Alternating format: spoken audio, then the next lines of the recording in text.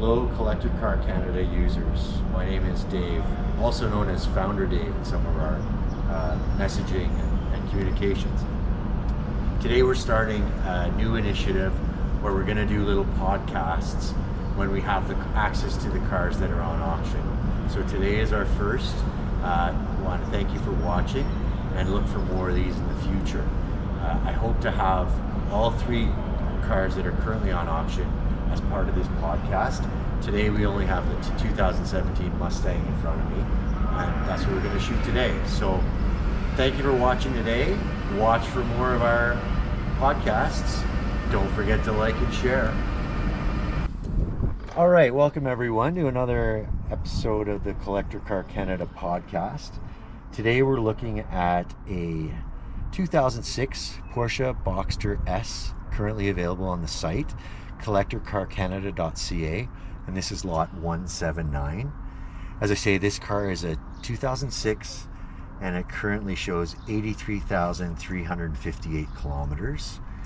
Although I'm reading the mileage in metric kilometers, this is a US market car. It was imported from Florida when it was still fairly new. If memory serves, it was 2008 or 2009. And since that time, it's been owned by the same family. So they've owned it 16 years. So if I do the mental math on that, it came to Canada in 2008 when it was only 2 years old. So we'll start the car up. We'll have a look at the storage compartments in the front and the rear, and then we'll get a listen to the twin exhaust pipes at the rear. We're not going to get a good look at the engine in this car. It's a mid-engine car, and it sits underneath where this stove roof is. I'll add that it's a power top on the Boxster S. So we'll start it. We'll fire it up. I'll pop the two storage compartments. Let's take a look.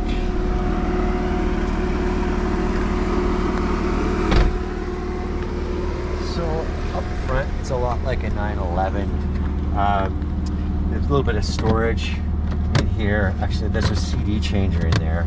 And then up here is where the battery is kept. Nice weight distribution with the heavy battery being up front after the engine, of course, is in midship. Decent storage area up front, nice and deep. You can see the CD and DVD logos on that storage compartment. Washer fluid gets topped up there. And then, so up front, you'll notice this car looks a little dusty. It just came from the farm where it lives this morning. Today we did a Cars and Coffee event here at Haggerty Garage and Social, Burlington, Ontario. So you'll see the tires aren't as clean as when I last saw the car last week, but that's just reflective of the car traveling 2 kilometers on a dirt road when it started its journey this morning. With that in mind, there are some stone chips on the front. You'll see them well documented on our listing. Again, CollectorCarCanada.CA, lot 179. The one I won't say benefit, but the saving grace of this being some stone chips on this car is they're almost all on the polyurethane bumper. Of course, lots of people are interested in original paint on their collector cars. This car has a clean Carfax, has original paint all the way around, and I myself, I'm less hesitant about refinishing the front end of a car with stone chips if I just have to do the poly bumper, and that's the case on this car. I think I popped a little bit of rear storage compartment as well. There's a little look at that. Probably a little bigger in the front, but you do have one in the front and the rear. And the oil filter cap is there, as well as coolant. And as I say, the engine's in there. We're not going to get a look at that today. That's just the third brake light. And as we see on this emblem here, this is a Boxster S. So a base model Boxster would come without the S. You'll see it down here. It's got the twin exits. Certainly the people will have changed these by now. The car's been around 18 years. But when they came out of the factory, a tell for the S was the twin exit, whereas the base model had a big oval center mounted pipe. So maybe the camera can zoom right in on that pipe and get a little bit of that engine.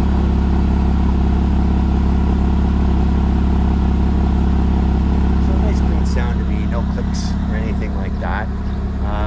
So this car, being the S model, is equipped with a 3.2 liter inline 6 engine and that engine was factory rated at 280 horsepower.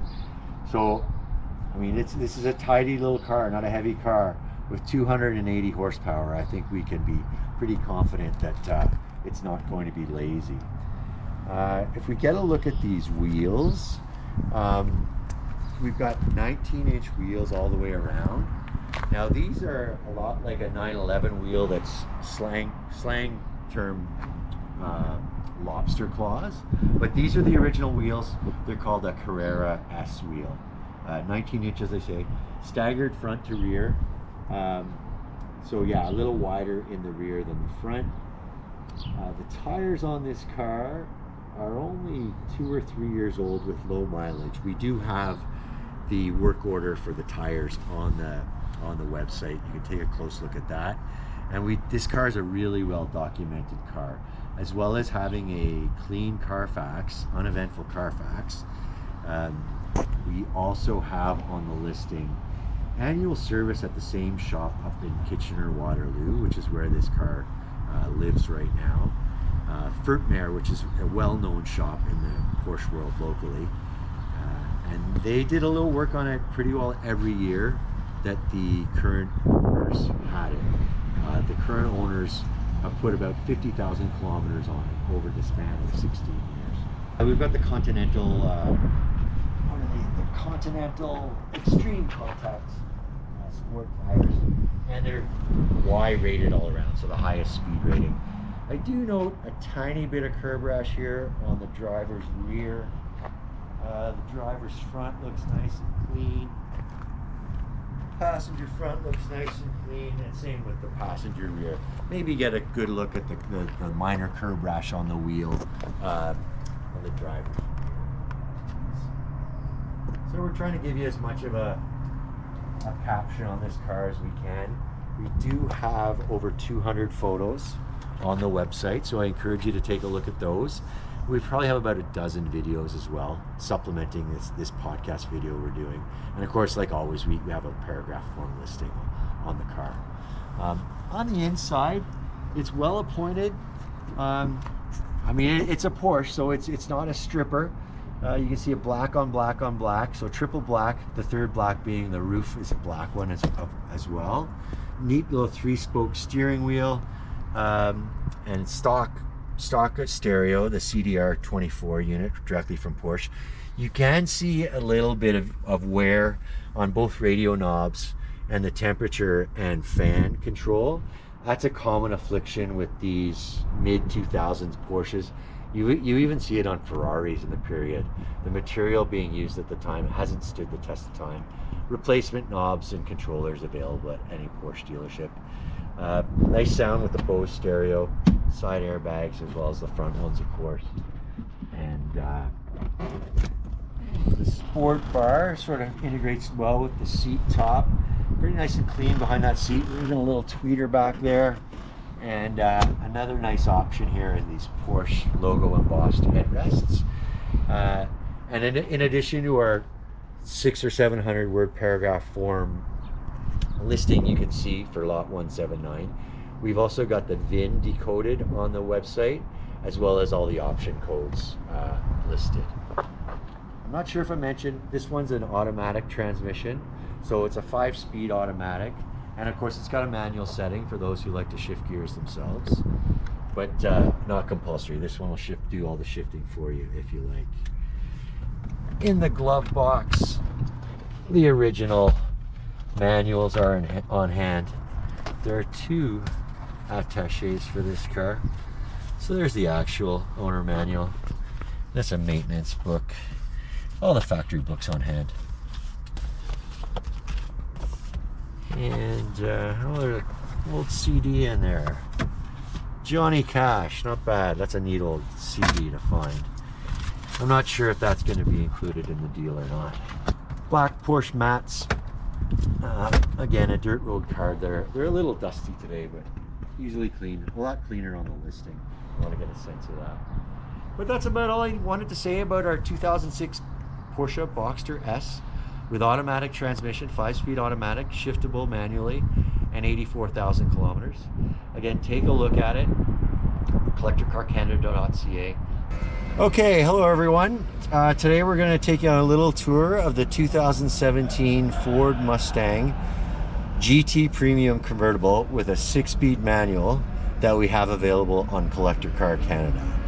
You can see that this car is super clean and has been very well kept since it was new in 2017. We'll get a shot of the odometer, and you can also refer to our listing for a lot of these features. We have over 200 photos on the listing and about a dozen videos to supplement our paragraph form listing. So anything that I say that might lead to some questions, they're probably answered on our listing. So I'm going to start with the mileage, as I say, is under 31,000 kilometers. We'll start by firing up the car. I'll pop the hood, we'll take a look at the engine, and we'll listen to the engine first, and then we'll go back and listen to the exhaust. So we've got a keyless entry system and start here. We've got a push button start. So I'm just going to have the car sitting here in the console, or the key rather, sitting in the console in the cup holder. Clutch in. Car start.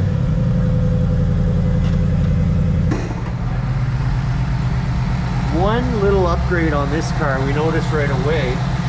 We can see that there's a prop rod as installed at the factory, and every 2017 Mustang GT would have. The prior owner has installed some hood struts here. They're a nice convenience. You don't have to fiddle with that prop rod. So those are made by Redline Tuning. There are photos of those and descriptions in our online listing.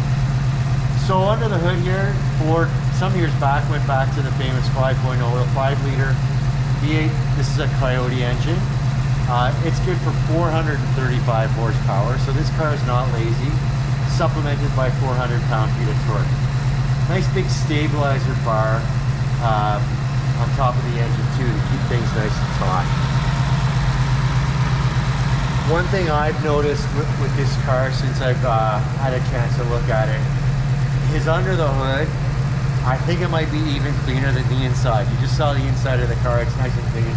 As I say, under the hood might be even cleaner. Let's take a listen to the exhaust while they're keeping idle. So this exhaust, you can see there's a pipe on each side. This is the reverse light in the center actually. But maybe the camera can go right into the pipe and we'll get a sound of that idle. So at rest right now, of course, but just that idle sort of promises all the power that 435 horsepower has ready for the driver on hand. So we'll close up the hood, take a little tour of the exterior of the car. I'm just thinking right now, it's nice not to have to release a prop rod with those hood struts in place. It's a nice easy close. If the camera can come right up to the hood, we can see, I didn't realize this when we wrote this up, I'm not sure if it appears on the listing or not, but there's a nice PPF film here, paint protection film. So this front end of this car is pretty much flawless. I don't see any stone chips where I'm standing right now, but it's got the added protection of that paint protection film, as deep as the headlights go, I suppose. An interesting piece here, it's a customization, it's just a decal. You can take this off without any trouble. RMR just stands for Red Mustang Registry. So the people with red ones, I guess they like to show their pride with that little logo. I'm gonna cut the engine here. So yeah, we can see some new tires on this, due to the car anyway. They were installed in 2022. They're about 4,500 kilometers on them. Michelin Pilot Sports, kind of state of the art on the factory 5-spoke rims with the locking wheel nuts on one. And another interesting feature on this car to differentiate it from some other Mustangs, it's got a custom stripe here. I think it's well done because, well, for one thing, it fades. It's a little lighter, closer to the glass, but it's also not a dark glass. So it's a subtle touch. We also see a matching stripe down by the rocker. And of course, what we really should be doing is shooting this car with the top down. So why don't we put the top down and have a look at what it looks like topless. So with the handbrake set and the door closed, I'll just switch the ignition to the on position without starting it. This car has something that needs to be released in the roof itself. Once we do that, we've got a power top right up here, and down comes the roof.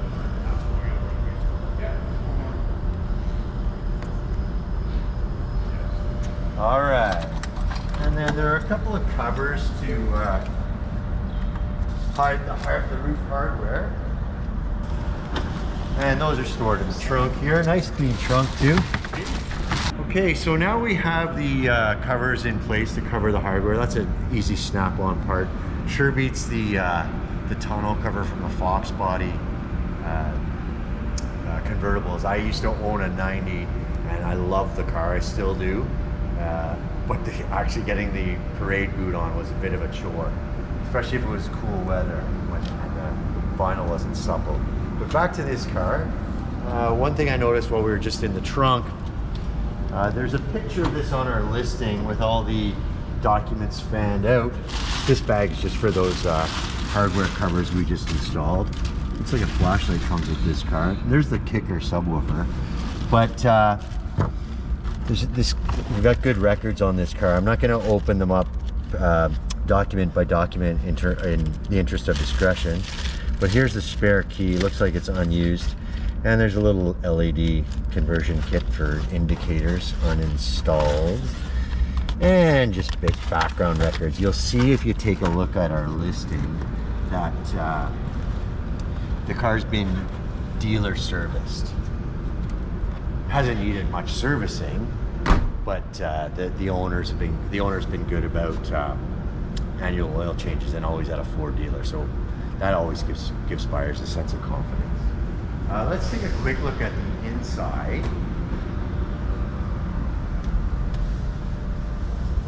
So we've got a nice infotainment display. That Mustang logo that comes up when the car's started or when the doors open, it's fine. I'm not sure if our cameraman will get the projection of light onto the surface of the road from the rear view mirrors. Is that there? Which is a fun little touch. So that operates when anything with the doors engaged. Helps you find the car without setting off a sound, as some people have to do now. You just have to look for the light. I'll turn this to the on position without starting it again. I really do like the short shifter in this Mustang. I've driven lots of Mustangs, and the older ones of course have a much longer travel. So there's a good look at that display for the infotainment system. Bluetooth and all your modern amenities. Microsoft Sync is in place on this car. The speedometer is up to 260 kilometers an hour, but the fact that the kilometers an hour is the dominant measure shows us that this is a Canadian market car. And then on the other side, we've got a nice round tack up to $8,000 and red line at 6,500, which is about what we'd expect from a V8 engine, I'd say. And multi-function steering wheel too. A lot of the controls are right here on the steering wheel, making things easy. The seats are heated and cooled. And of course we've got dual zone AC with a max setting as well. It's max setting right there. And I like what Ford did with these switches. I think they started this in around 2005 when they went to the nostalgic look, the old chrome look switches. And as I touch them, they are nice to the touch. And there's our shaker logo, just showing off that we've got some big booming sound in there. We saw earlier the subwoofer that's in place in the trunk, and of course we got a nice big complement of speakers on the doors, and a little tweeter up here in the A-pillar, and we've got some speakers in the back seats as well. Nice leather. I'm going to get out of this driver's seat so we can show off the nice condition of it. Another neat piece here is this plaque indicating Mustang since 1964. Of course, it being 2024, we're currently celebrating the 60th anniversary of Mustang. The actual 60th anniversary was in April. It was a Wednesday. But yeah, please have a look at this. The driver's seat, in my experience, is always the one that shows the most wear. But let's take a look at the driver's seat in this car, and really there isn't much wear. That black leather looks great in terms of condition. And I really like the contrasting stitch that's in place on this car. And that door sill with the Mustang branding lights up, which is also another nice modern touch. So that's about all we have to say about this Mustang. Again, it's a 2017 Ford Mustang GT Premium Convertible, equipped with a 6-speed transmission. The Coyote V8 engine is 5 liters in displacement, 302 cubic inches on the Imperial system. Good for 435 horsepower, 400 pounds-feet of torque.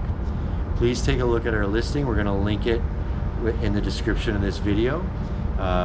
Please take a look at our listing on CollectorCarCanada.CA, and you'll see even more detail on this 17 Mustang GT convertible.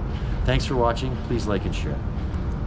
Okay, welcome everyone to our next episode of the Collector Car Canada podcast. Today we're talking about a 1987 Chevrolet Corvette convertible, automatic transmission, under 123,000 kilometers on the clock. Canadian market car, so the odometer's in kilometers. I think what we're going to do is we're going to start up by starting up the car. You can hear the engine run, and we can take a look at the engine. So yeah, this is quite a unit. The fenders are integrated right into the hood, as you see, and this prop rod's a nice strong prop. So this 87 Corvette, still with its stock powertrain, it's a 5.7 liter V8 engine, and it's good for 240 horsepower. The torque is up over 300. I don't remember the number right offhand, but still quite a strong power plant. And as I say, 123,000 kilometers on the clock.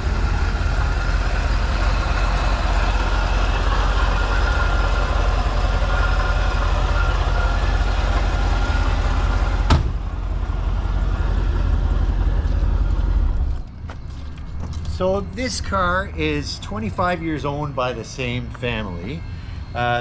We have this seller with us today. We're just finishing up a Cars and Coffee event here at the Haggerty Garage and Social. And the seller, this belonged to his parents, and his parents have passed on.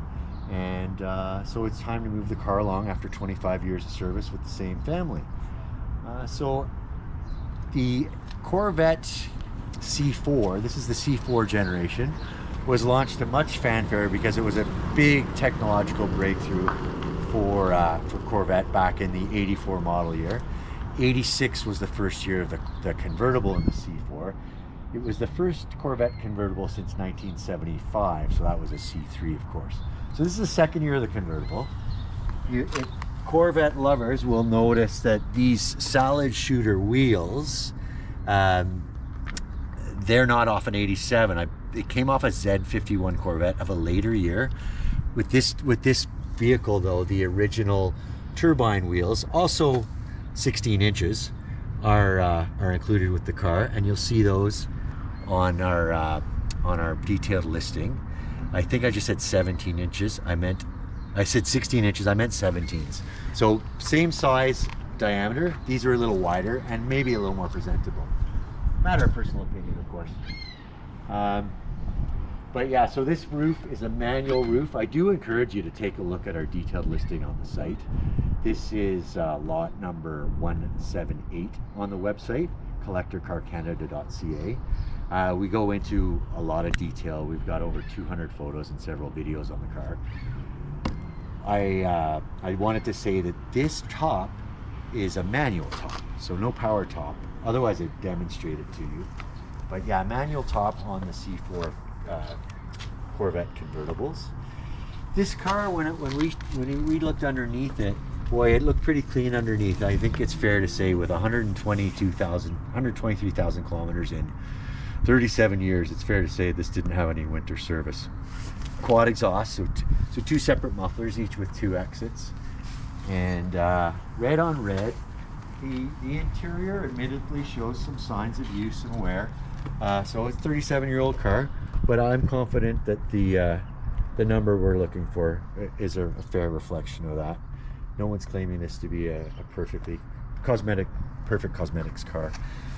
You might have noticed the cameraman zoom in on that Alpine, modern Alpine sound head unit. It does have Bluetooth capability, but in addition to the Alpine, the original Delco Bose stereo goes with the car. So not quite as advanced technologically, but for the Corvette person or the collector, often they like the original head unit. And here's the case for the Alpine unit when someone elects to take the face off in the interest of security. So one thing, I don't know if we zoomed in on when I started the car, but these had a real technologically advanced look when they came new. And I'm pleased to report that all of the instrumentation on this digital dash is functional. Car is equipped with climate control. You can set your temperature, and the air conditioning is blowing cold in this car. Another fun feature of 70s, 80s, even early 90s sports cars are the pop-up headlights. So yeah, those are kind of integrated right into that front fiberglass. I mentioned fiberglass. All Corvettes come with fiberglass bodies. They are not made of steel. A very well optioned car. Power windows, power locks, cruise control, AC, as I say. Nice tilt wheel here. Actually, there's a telescopic function on the steering wheel as well. Manual, it does telescope, as you see there. Windshield washers are here on the door. Tidy little package. Power seats as well. Another fun feature is the handbrake is on the left side. You see that in a lot of Porsches.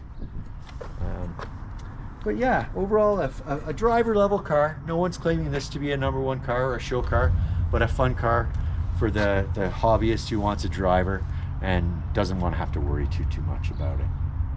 So again, this car, 1987 Chevrolet Corvette convertible with automatic transmission at 123,000 kilometers, a little lower. It's available on CollectorCarCanada.CA, and it's lot number 178. Thank you for watching.